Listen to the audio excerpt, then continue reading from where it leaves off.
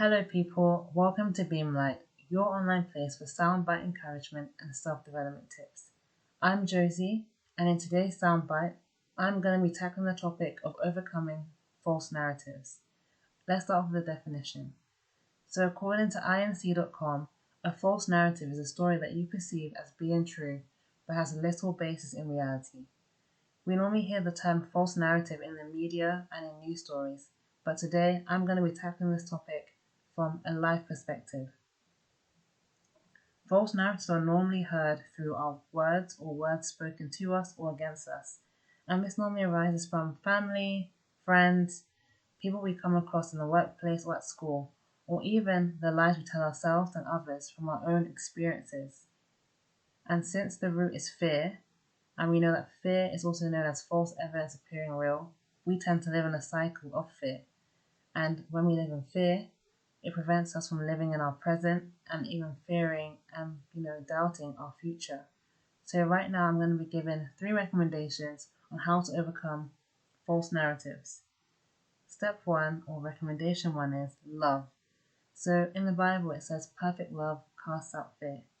So I would say this love is not just emotional love or conditional love, or the love that we even as humans give to each other, is the unconditional agape love of God.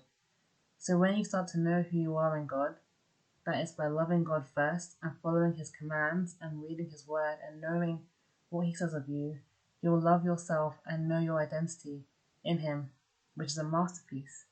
And that will help you to overcome fear created by false words or assumptions made against you, because you know that with God, anything is possible in your life. Recommendation 2 is truth. Find the truth. Since a false narrative creates fear, truth will bring out faith. So real truth is found in love. Since fear keeps you gripped to terror and endless worry, real love and truth in love, we know that will set you free. As in John 8 verse 32 it says, "You will know the truth and the truth will set you free."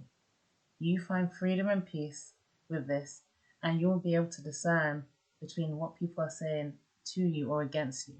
So, sometimes you may receive feedback from people or criticism, and you should be able to know and discern what is a naysayer, a doubter, and what is constructive criticism to help you grow.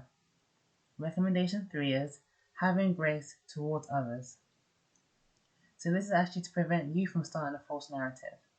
Having grace towards others will help you to realize that we are all humans, and sometimes some of us will tend to, share part of our stories with other people, or from our own experiences.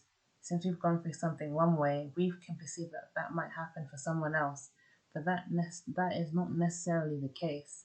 So I think when we are working with other people, when we're dealing with other people, we need to remember that is their experience, and that we should have the grace to know that what they say. They may be saying that in a sense of love, but it may be causing fear for you. But you need to know that you can actually reject what they're saying to you or their advice in love. And in the same way, we need to know that when we are giving advice to other people, we have to be mindful that we should not cause fear or conjure up negativity just because we've gone through something. We show grace by encouraging others with discernment in a loving way to build other people up and not tear them down. So I hope you find these recommendations useful, and remember that you can do anything because you believe in Christ. Thank you for listening. I hope you tune in to the next soundbite.